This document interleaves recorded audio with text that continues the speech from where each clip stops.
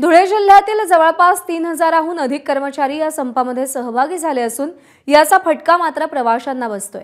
याचा आढावा घेतलाय धनंजय दीक्षित यांनी।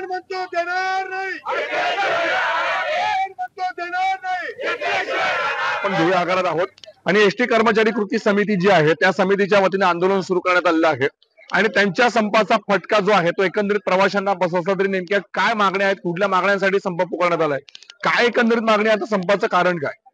गेल्या 2-3 वर्षापासून आमच्या अनेक मागण्या राज्य सरकारी कर्मचाऱ्यांप्रमाणे आमच्या राप कर्मचाऱ्यांना वेतन मिळावं यासाठी आम्ही अनेक प्रकारची आंदोलनं केली व वेळोवेळी निदर्शने केली। मागील 2 महिन्यापूर्वी आमच्या एसटी मधील सर्व संघटनांची संयुक्त कृती समिती स्थापन झाली।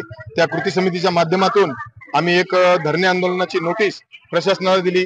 पूर्ण धुळे जिल्ह्यातील सर्व कामगार स्वयंस्फूर्तीने या धरणे आंदोलनात सामील होत आहेत आणि त्याचा हा परिणाम आपल्या माध्यमातून मी शासनाला सांगू इच्छितो। त्वरित कृती समितीसोबत बैठक लावून आमच्या मागण्या मान्य करा, अन्यथा हे आंदोलन अधिक तीव्र केले जाईल।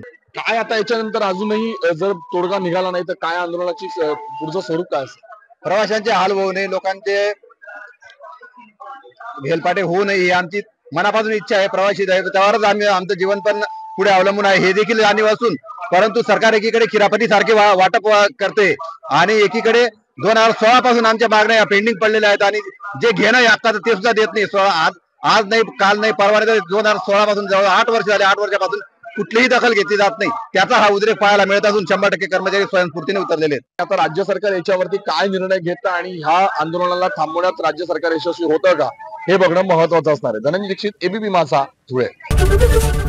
एबीपी माझा, उघडा डोळे बघा नीट।